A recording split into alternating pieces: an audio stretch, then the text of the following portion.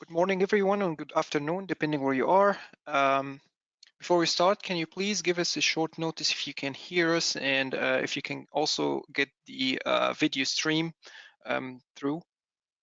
Please write us a quick note to the chat or a question. All right, seems like everything is working well. So thank you. And welcome once more. My name is Bishoy Gerges, and I'm here with my colleague Miguel Parra from the Trimble Mobile Mapping support team. And in today's webinar, we'll present to you what's new in Trimble MX 21.1. So this is the first webinar of this year, 21, and we're going to start off, of course, with the new features in the latest TMX release 21.1.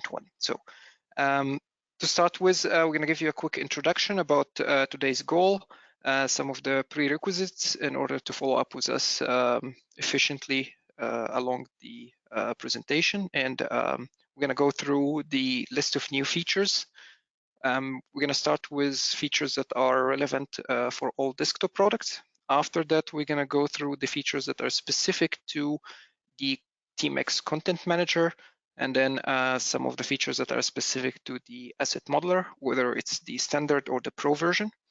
And finally, we'll have a word about the new changes to the TMX client server. And finally, we'll wrap up with the available resources and, of course, questions and answers.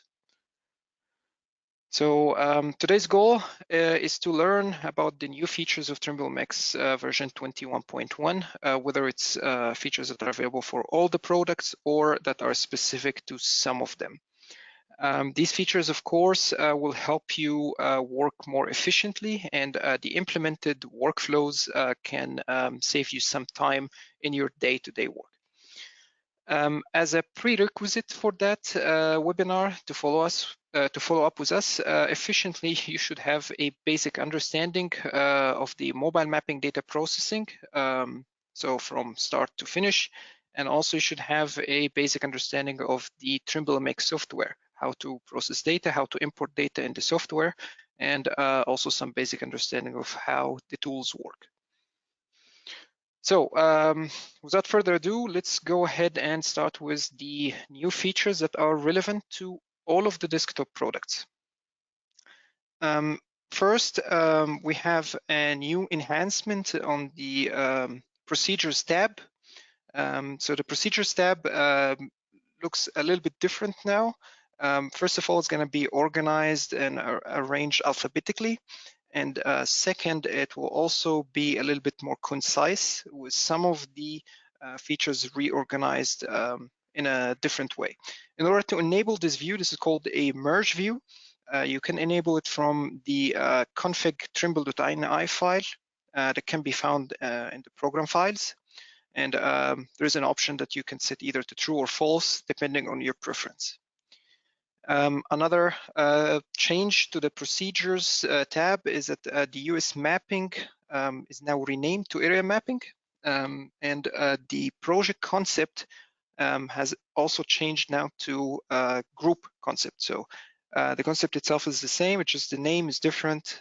So now instead of calling a group of runs project, now we call them a group. Additionally, we have now tags. And the tags are basically for data management and filtering, and you can tag any mobile mapping run with the word of choice, and you can have a couple of runs tagged with the same tag or label, if you would call it. Then you can simply search or filter the runs with this tag. Additionally, we also have a new preference group. So under preferences, we have now a mapping extension, and the mapping extension has a group of settings or preferences that can control the viewing options of the mobile mapping viewers. So whether this is a mobile mapping viewer, aerial viewer, oblique, or also a slice view. So some of the options that we have is an option to synchronize the map from the views, which means the further you move from the view, the further the map also moves with you. And another option to synchronize all the views together so they move in synchronization. Another option we have is a focus view, and I will illustrate this quickly with the screenshot that we have. Imagine that from the top left side, now you have the 3D map, and you see here we have a building that we made a slice to visualize its facade. So the facade would appear under as you see it in the slice view. Now, let's say your views are not synchronized, and of course, the image view is looking somewhere else, and you don't know where this building is. So you can simply right-click in the slice view and click Focus Other Views here, and you will see that immediately all the views will be synchronized and looking at that specific view with the point of your choice at the center of the view.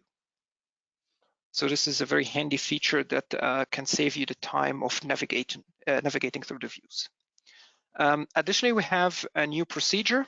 This is called import and process run, and that procedure saves you time by simply allowing you to organize your files inside a mapping run, putting the files where they should belong, and simply drag and drop an OMR file for that specific run, and TMX will automatically do everything else from importing the point cloud to importing the CSV files and the JPEGs as well.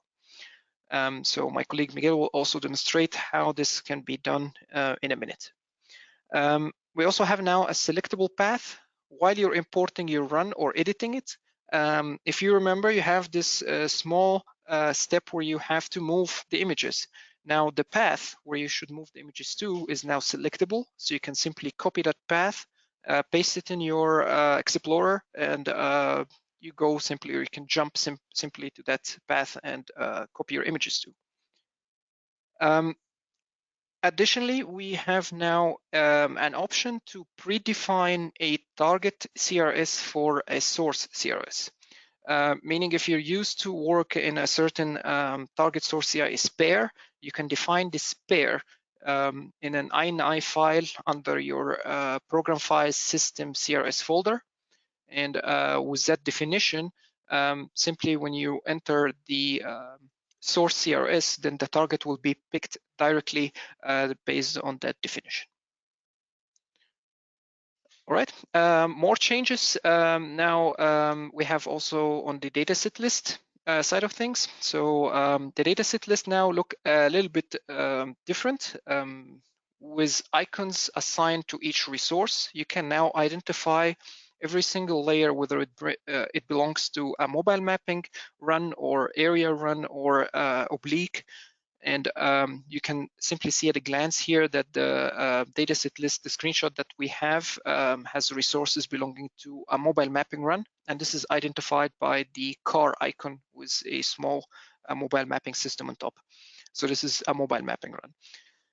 Additionally, you can double click any of the resources to simply zoom in or zoom to the extents of that resource. So saves you the time of right click, zoom to data extent. Now you can just simply double click it.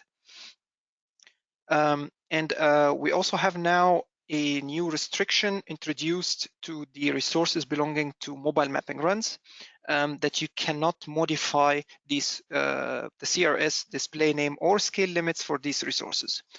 So this can only be modified once you import them, and you cannot modify or play with them later. Additionally, we have an option to close run or a data set by simply right-clicking on it. You can choose to close it, which can be very handy. And instead of searching for the minus button or where can I remove a certain data set from the list. Additionally, the save workspace functionality now will save all of the open resources that allows you to open them once more once you open that specific workspace. Moving to another topic with the 3D hover. The 3D hover now will be shown on the 2D map as you navigate through the mobile mapping view. So it's synchronized as well, showing where you're actually clicking.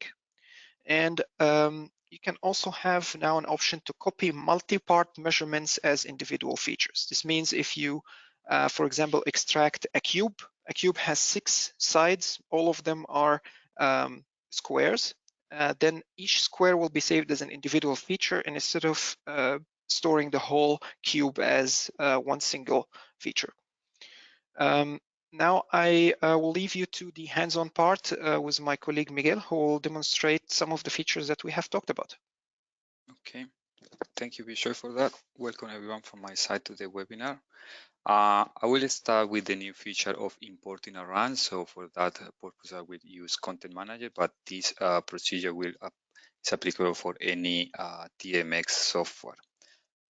To be able to use the drag and drop option, you be working in a folder structure that is given for our template that we are familiar with, and we are importing the runs in TMX.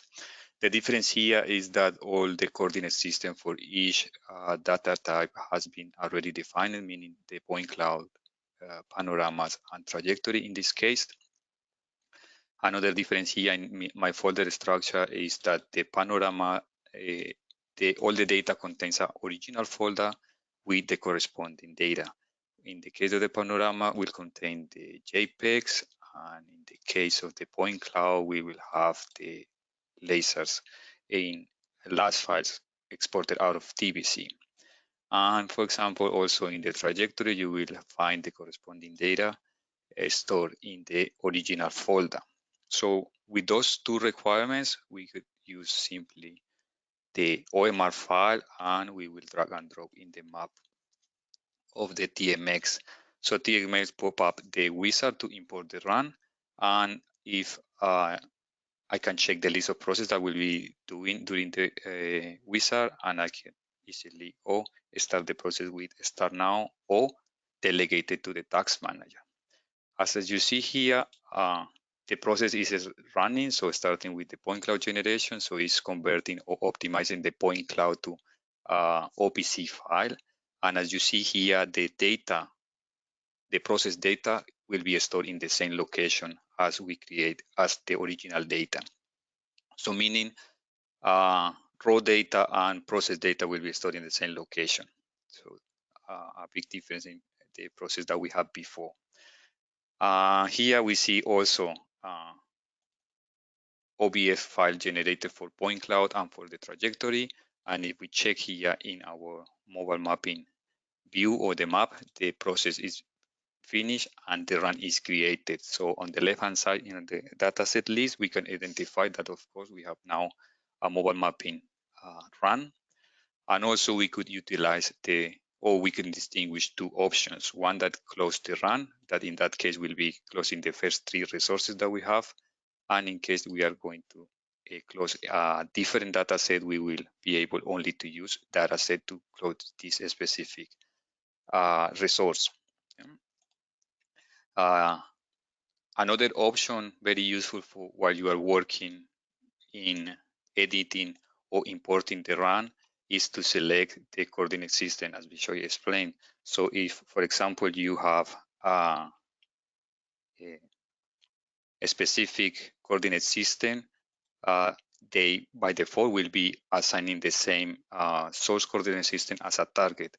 But if you define a specific transformation for a coordinate system, you will have this file where you could specify your common or more useful or more used conversion methods to move between local and global coordinate systems. For example, here I have a conversion between UTM and Gauss-Kruger, or local coordinates to UTM and vice versa.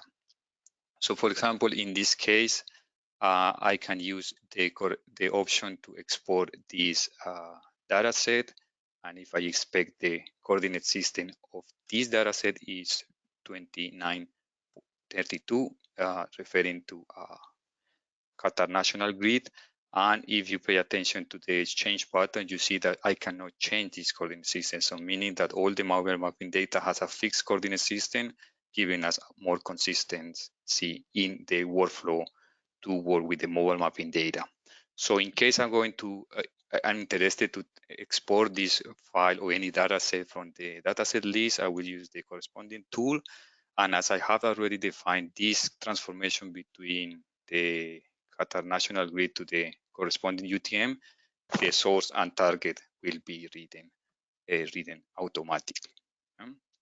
So this is one of the new tools that you could use in all of the mobile map, the TMX software. So let's move back to the presentation to see more new features in TMX Content Manager. All right, thank you, Miguel. So coming back to the presentation here, let me go through the list of features that are relevant specifically to the TMX Content Manager. So we're gonna start with the catalog. And the catalog now introduces a new filter. As you see here, we have in the top screenshot and the bottom screenshot, this filter highlighted with a square on the left-hand side. The filter lets you basically filter the available resources in the catalog based on their type. In the case of the upper screenshot, we have here mobile mapping resources only. And in the lower part, we can see that we have reference resources that can be simply a TIFF shapefile, OMI, or an OVT. In addition to that, we have a new camera counter, and that basically tells you the amount of cameras that you have for every single mobile mapping run. In the case of the first highlighted run that you see here on the top screenshot, we have one panoramic camera and we have 3 planar cameras. For example, if you'd have an MX9 single head, you would have maybe no planners at all, or maybe you'd have 3 planners, 1 panorama, depending on the system that you have and depending on the data that you have imported. Moving to other new features, we also have now an enhanced functionality on the Calculate Image Availability tool. Basically, this will let TMX calculate the missing images compared to the imported ones. This means, for example, you have a CSV file that contains 100 images, but you simply copy 50 JPEG files to the run folder. You will end up with 50 missing images, and that will be highlighted in a report that can be found in the metadata folder. And with that report, you can simply identify which pictures are missing. Not only that, but you can also employ this functionality further with the edit run option. So you can combine these two together, and in edit run, you can have an option to delete any missing photos after they have been calculated and analyzed. Now TMX, of course, knows which ones are missing, and it will completely delete them or remove them from your run. In addition to that, we have also an enhanced procedure for image optimization. Now you can optimize images per camera instead of for all cameras. And we also have a new mask creator that lets you create masks to mask out your vehicle in the panoramic images, which can be useful for colorization purposes. Moreover, we have now an enhanced functionality for importing 3D objects. So when you drag drop a 3D object in the content manager, the content manager will automatically create for you an INI and ORD files. These 2 files can be used in a combination with the 3D object file itself to generate what is called as an annotation. And the annotations are also a new feature to the TMX Content Manager 21.1, and they can be used for making annotation library that can be employed in TMX publisher publications. All right, so now it's time for hands-on. So Miguel, please. Thank you, Bishoy. Then let's continue with this recently imported run in Content Manager. So now we will see the run that is already open in our dataset list, and with the help of the catalog, we will investigate the information contained in this run. So first thing that we should do is to see if this run is complete. meaning that if we have all the necessary data to be published, and for that we need to use the option to calculate data volume of the catalog tab. The first thing that we can notice here are the difference between the photo positions and the available images in our original folder. So to fix this problem, we have two options. Either we add the missing images, or in the worst case, we need to delete the photo positions for which we don't have images. To get this information, we use the last option to calculate the availability of images, and this procedure basically will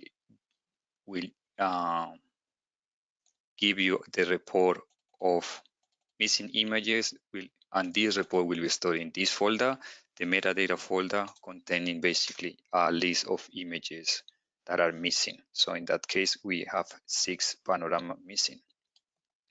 So the first option that we have to fix this one, we will be using the edit procedure.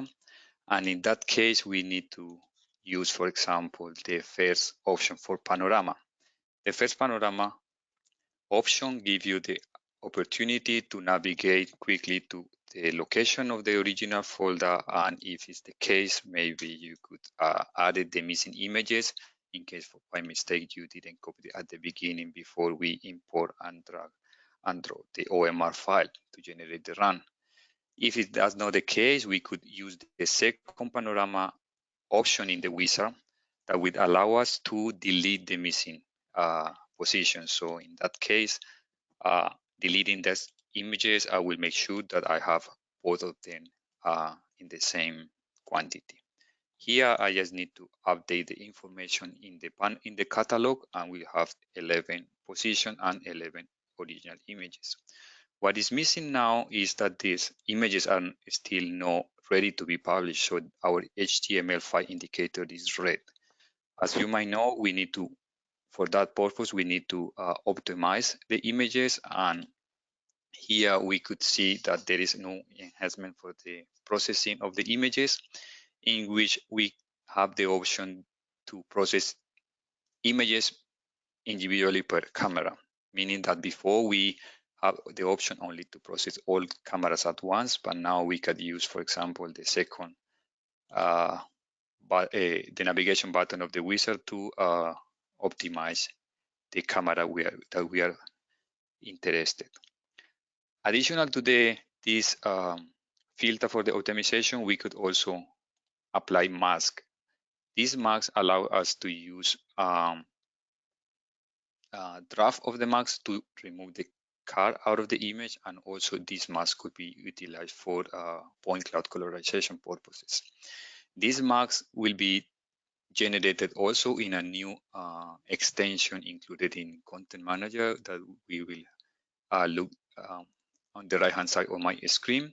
So this mask creator basically will generate a draft image based on the available original images for the corresponding camera. So in this case, this one has only panorama, and as soon as I click new one, they will generate the draft. Second option that you have is, obviously, once you generate one, you can edit this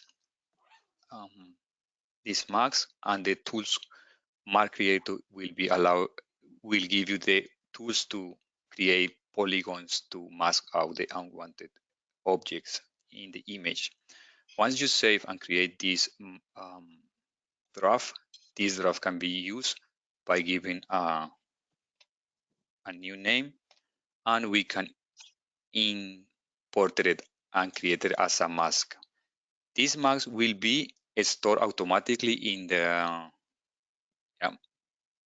installation folder of the software, so you will have this configuration for all of your projects.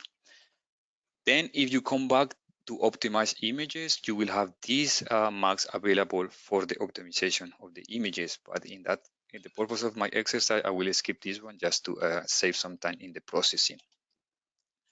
In this case, I will have the opportunity to optimize the images, and doing that, just remind you that this process always will store the images inside the process camera, the process folder, sorry. So keep in mind that this procedure will contain, as I said before, the two data sets. So in case that you want to recover the data, you might be interested to keep this folder as a main folder. Okay. Meanwhile, the images are going to be processed. I'm going to move to the next step, that is another new functionality of Content Manager, that is the annotations. This functionality allows us not only to visualize 3D objects, but use any customized 3D object inside or create our customized library for annotations using 3D objects.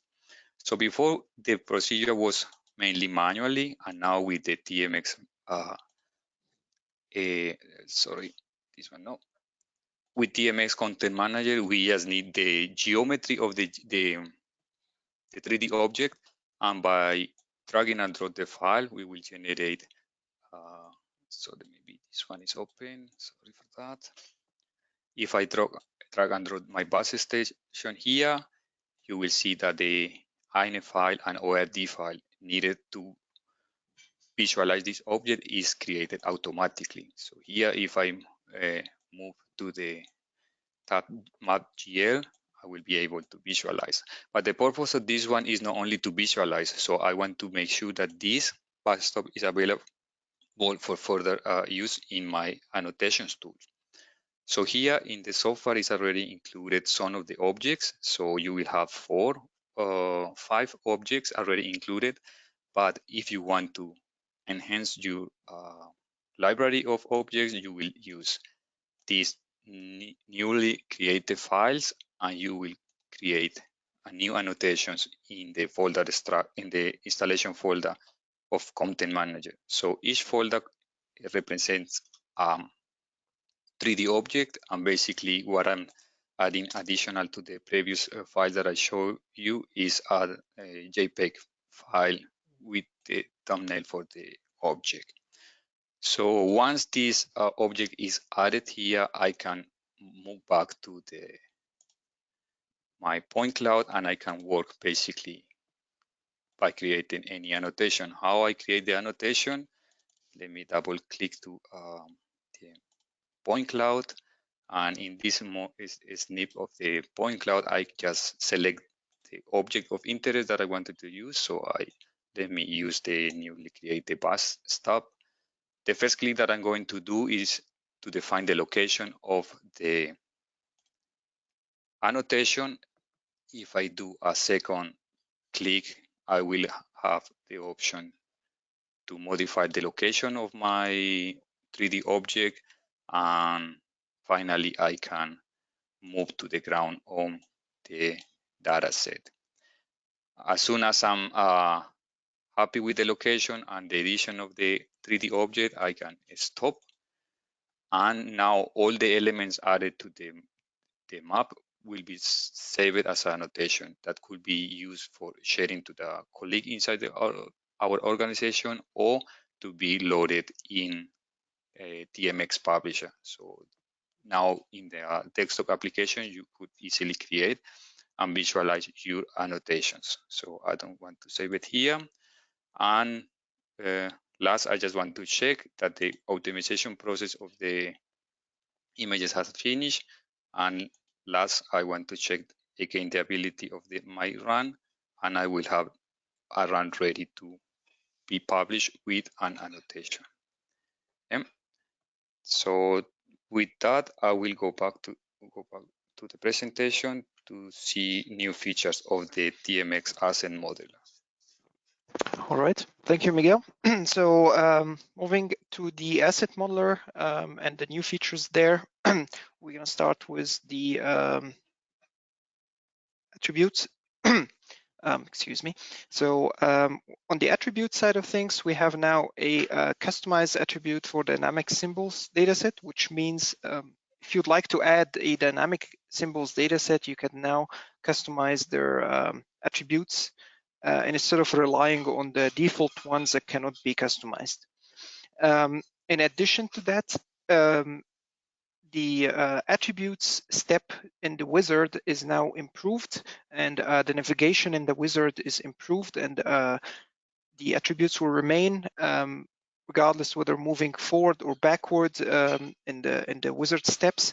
In the past, this used to disappear, but now they will remain. So that's an improved bug that has been fixed. On the object edition side of things, we have now an option to cancel the edits, whether these edits are on the geometry or on the attributes. So it's very handy in case you did something wrong, you can simply cancel it. And we have also now a new tool that lets you select the objects in the mobile mapping tab. In the past, that was not possible. You could only select in 2D or 3D map, but now you can definitely select objects inside the mobile mapping view itself. Moreover, we have another tool that would let you set the ground height directly from the point cloud, and instead of setting that from the OMR file. So you can simply right-click on any point in the 3D map and set it as a ground height that can be used as a fixed ground height for some of the tools. In addition, we have also some new measurement tools. So we have 6 new measurement tools for volume. So this will let you create volumes in multiple different ways. And we have also another tool to extract the mobile tower antennas. So please bear in mind that this is designed specifically to design certain types of antennas, as you see here in the picture. This is a semi-automated tool, which means you can click once and then you get the antenna itself. In addition, we have an improved snapping on the railway extraction tool that would let you snap to an existing center line, and the tool would automatically continue the measurements from that line. So that's better consistency and better connection between the extracted features.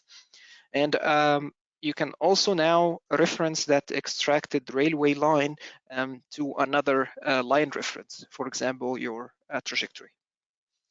In addition to that, we have some changes to the formulas and new things as well. We have now a new formula that would let you save the mobile mapping run name as an attribute. Could be handy if you're working with lots of runs and you don't know from which run a specific feature came from. So that's one formula. And in addition to that, we have a new set of formulas that can save the coordinates of the vertices of a polyline, and you can save up to 20 of them. So in X, Y, and Z. So it could be very handy if you're interested in saving the coordinates of the vertices as an attribute.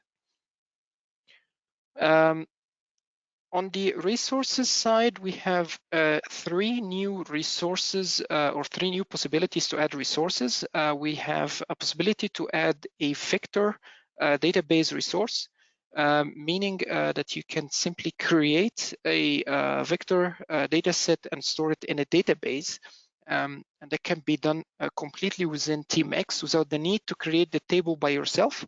So TeamX will take care of this and will also create the according ODB and ORD files. In addition, we have a new tool to get vector database connections from a database, meaning if you have an existing table, in TeamX you can now open a connection to a database and see all of the available tables and pick the one that you want and establish a connection to that existing table. TeamX will also construct the corresponding ODB and ORD files that are needed for the connection. And we also have a new web resource connection that you can establish a connection to tiled map, WMS, or WTMS through. TeamX also will generate the OTM files that are needed for the connection through the user interface by itself. All right, so now it's time for hands-on, so Miguel will take care of the rest. Okay, so for the new features of Asset Modeler, I will use this data set, and the first feature that we like to see is how to measure the height of this tower when there is no clear definition of our ground. So for that reason, I can use the ground surface definition that we just explained it. But to do so, I just can hover my mouse, and in the place that we are going to define the ground height, I can set the point there to establish my reference point, and with any feature, any measurement that uses the ground as a reference, I can exactly measure the height of any object. So very useful in that case that you want to establish a fixed reference.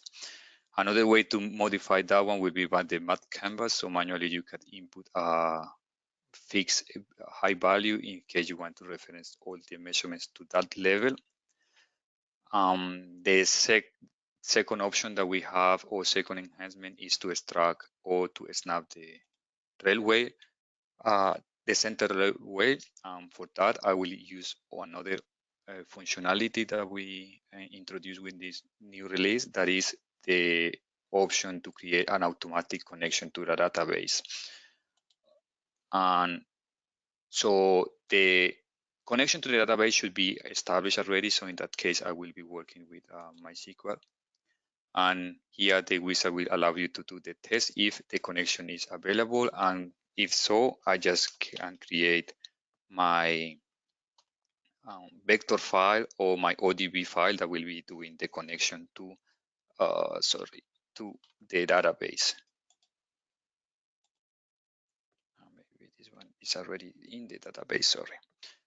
Then I can also use any of the configurations given for the specific type of resources. So in that case, I will use the given ones for the rail, and maybe just change a bit the symbology. And those attributes were the ones that will be stored directly in our database. So I will store those files, and as we mentioned before, the ODB file will be generated together with the ORD and OLG file. I will save it here in case we want to check later on. Let me clear here my measurements, and now to extract the railway, you might be familiar with this tool, railway with 3 clicks. So first, we need to ask ourselves if we are going to extract the center line. So for that, might be no set yet. So we need to check the detector's configuration of the railway and make sure that the center line is printed. Another thing that we want to make sure if we want to store the lines independently, or if we want to store the 3 lines as a multi-part object. So by activating this option here on my screen, I can store individual lines as one entry per line in our database. So then I will perform the measurement as we are used to do it. So first click in the starting point, second click for the direction of extraction, and the third click to establish the width of the railway. So the extraction is starting, indicated with the green dots, and I can stop it in any moment. And here, basically, I just need to activate my data set to copy the measurement that I established. If I check here in the object inspector, I have the 3 objects that I stored separately, and then I can continue doing the extraction in the opposite way. To do the continued extraction, I want to make sure that the lines are extracted and snapped directly in the starting point of the previous line. So for that, I will use the options to edit and make sure that I'm snapping to the objects of the vertices of the objects. And then the measurement will be a first point to snap to the line, second click to define the direction of the extraction, third click will be snapping to the center line, and the final click will be snapping to the another line. So here the measurement is starting, and now I can also stop to don't make it too long. Okay, then Another functionality that we have here is to have the option in case that any edition, first I need to copy to feature, yes, and now are there in the attribute table. And if I select any object for the order edition, I can use the new functionality to cancel in case of doing any mistake while updating the object. Okay, that is regarding the functionalities of editing and extraction. And regarding measurements, let me move on to already saved data set. So I will use the option to open the data set for volume calculations.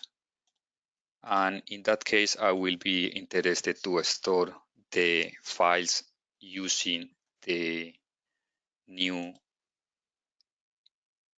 resource database resource connection. What's the difference here? That the difference is that I'm going to use the same database connection, but I will do the connection directly to a table inside the database. So this database contains a table that I call a template, and this template will contain the newly formulas included in the last release, meaning the coordinates of the vertices for any extracted feature. In this case, I will use the volumes and the run name for each extraction. Okay. As you see here, the formulas are not given, so I will explain you how to add these formulas so you could store it directly into the database. Same here, the ODB file will be generated. I will save it here as maybe template. And by doing the edition of the ORD files, the so-called configuration of formulas via configuration, I can use the same attributes given in my attribute table, and then I will add the corresponding measurement tool so I can have the automatic extraction of my attributes. And then while editing this ODB file, I can use still the connection to the database, and I will be available to extract and see that all the properties of the attributes are given with the corresponding formula. Then let's move to do the measurements. So 2 clicks to, let me delete this one, 2 clicks to zoom in, and I will extract the features out of the images. So let's move here to this known location so I can just explain you how to extract. Yeah. So for example, if we are interested to extract this volume, is a simple example. We can use any of the new features for the volume. So one of the easiest one is volume with 3 clicks. Basically, you click the first 2 clicks will define the base of your volume, and the third one will be giving you the height of that volume. If I store this one in my database, I can check the attribute table of this, and I will see that as I decided to copy individual features for the extracted object, I will have 6 entries in my data set, in my database. And also I will have for each individual plane, the coordinates of the vertices, the coordinates for each vertex. And additional to that, I will have the run name of from where the feature were extracted from. That's it from the asset modeler new features. So let's move to the new things in the extensions.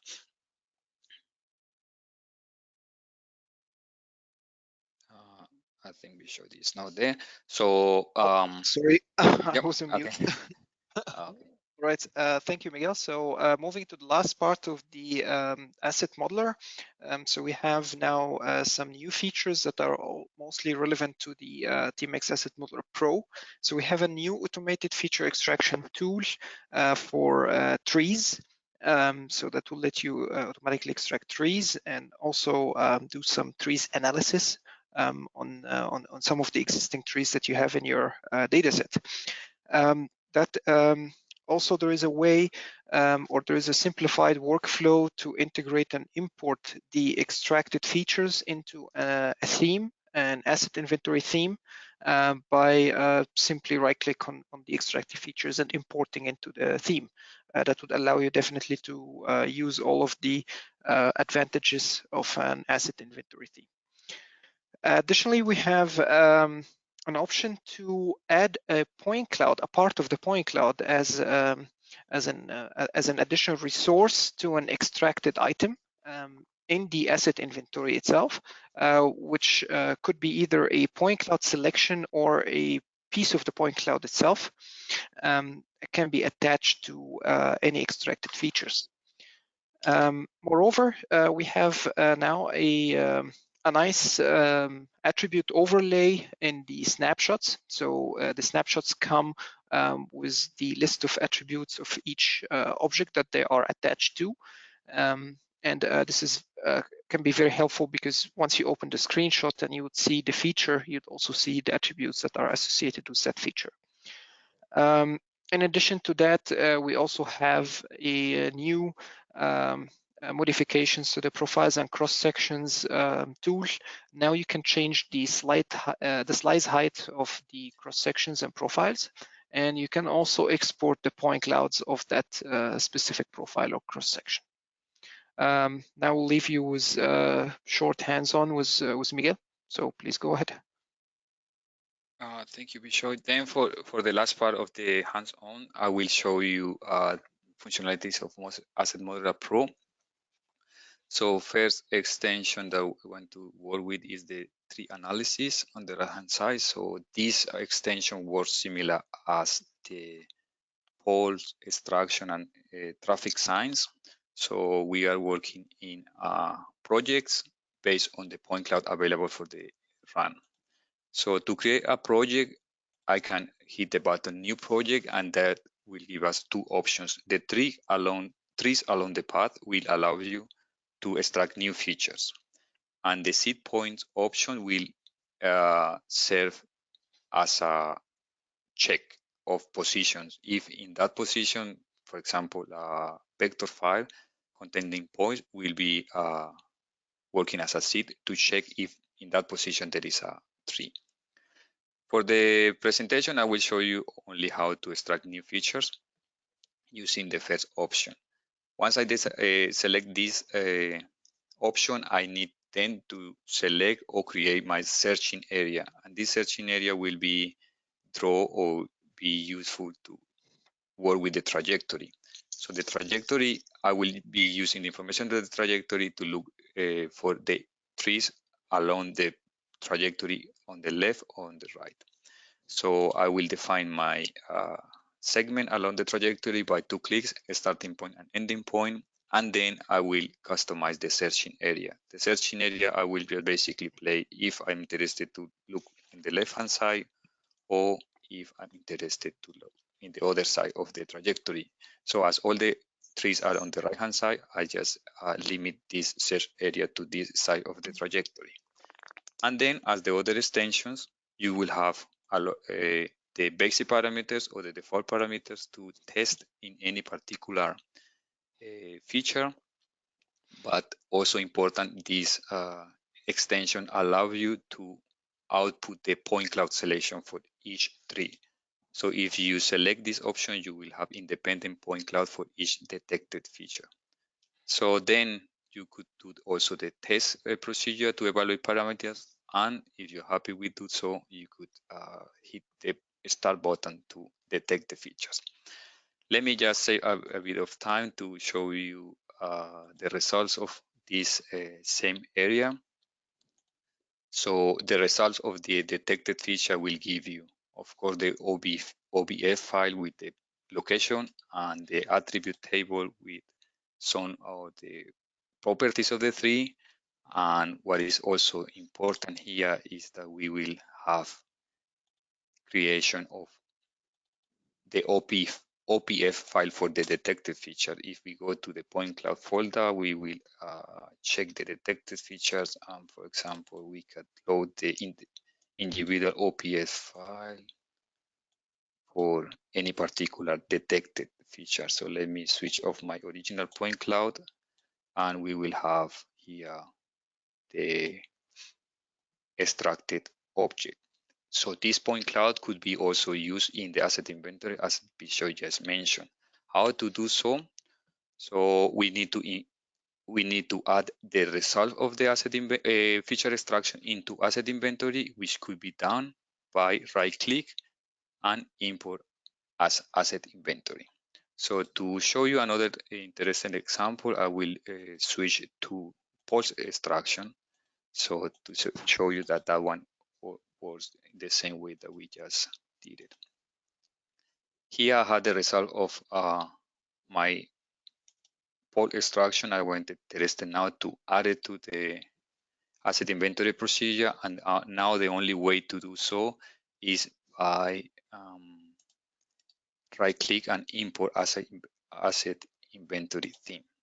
This asset inventory theme, I just need to give my name to the extracted features and the coordinate system, and that one will be imported as a pulse. Now, if we perform, for example, an addition into this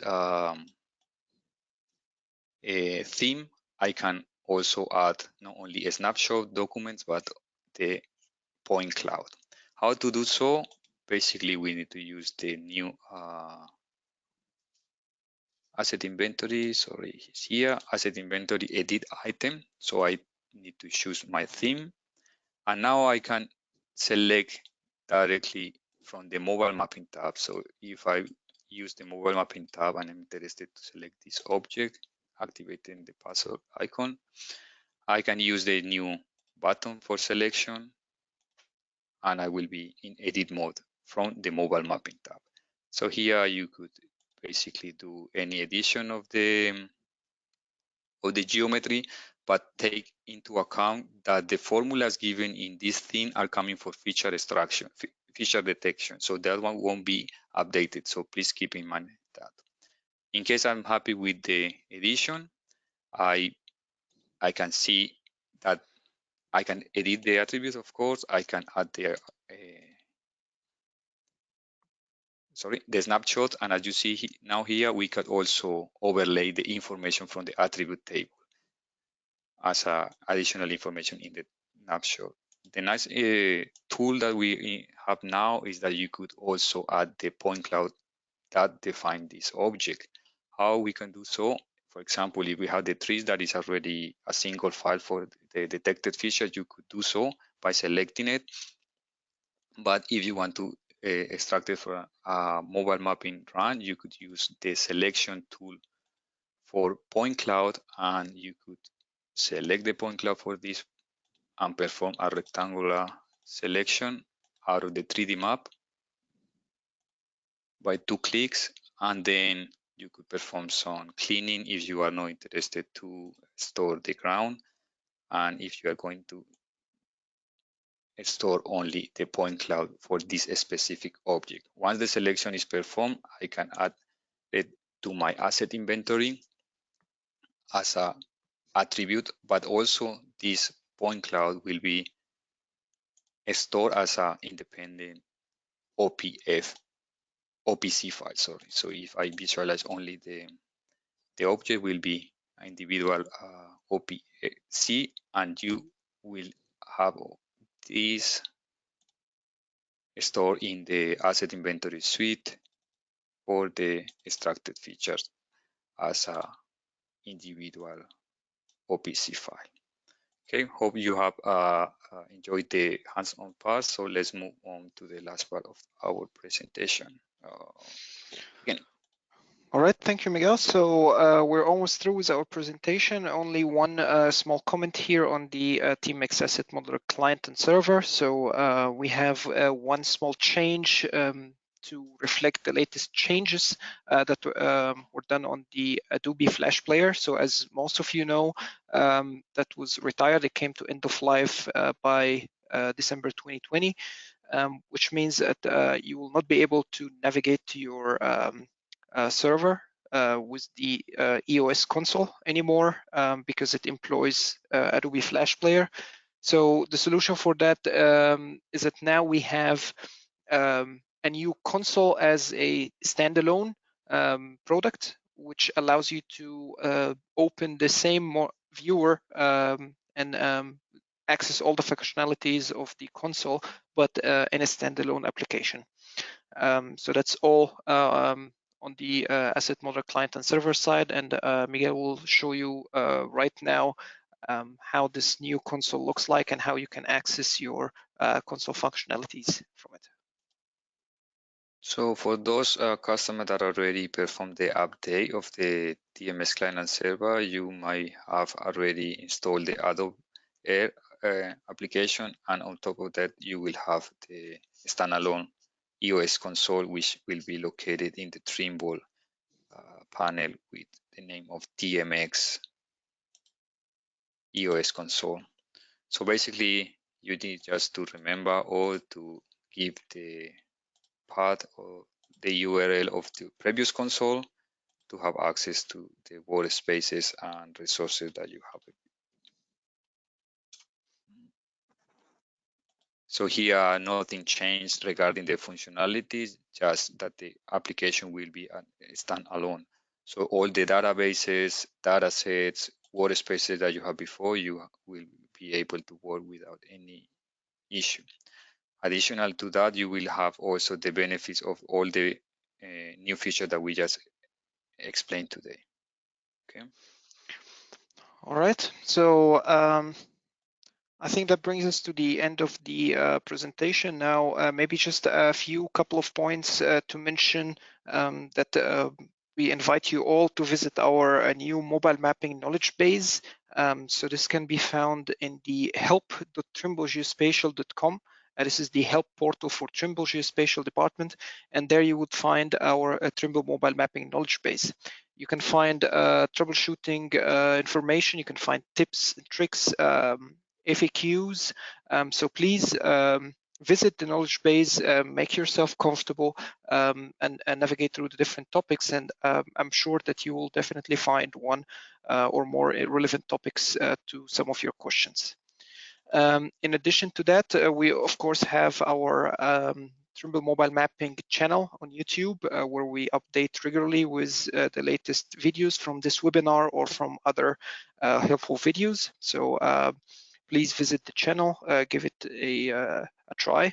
And in addition to that, we also have all the previous Geospatial webinars can be viewed through the geospatial.trimble.com portal /webinars. There you find recordings of all the Geospatial webinars. Of course, you can definitely contact us directly on the imaging support email address, imaging_support@trimble.com. A hint for you, in order to get to your question as quickly as possible, please make sure that you include a keyword for mobile mapping product. That would help us greatly for your question or case to reach the corresponding group, so we could answer you in a timely manner. So I think that brings us to the end. Maybe we'll have some time for some questions and answers. So thank you, and please let us know in the questions tab if you have any questions. We will be waiting for a couple of minutes to answer your questions that might arise. So please go ahead, shoot your questions, and we'll be happy to answer them.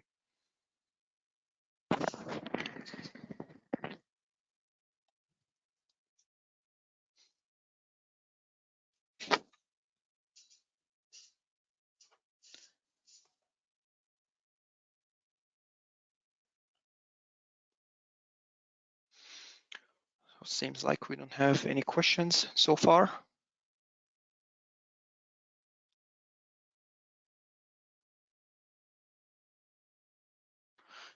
It is indeed a lot to digest, so we tried to fit everything new in 21.1 and in one video or in one webinar. So We hope you will have the time to review the recording and indeed try to practice yourself the new features.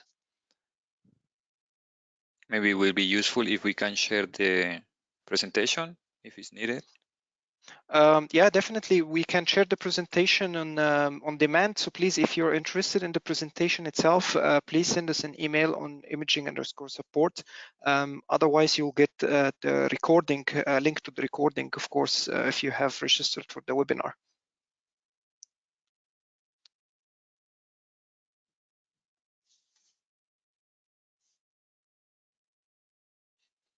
Okay, so I think we're through. No more questions are coming. So we would like to wish you, of course, at the end of this, a great start in 2021, and hope you enjoyed the webinar, and we are looking forward to seeing you again in the upcoming webinar. So please keep posted and stay safe and stay healthy. Thank you very much. Thank you from my side too. Keep it safe and see you in the next webinar.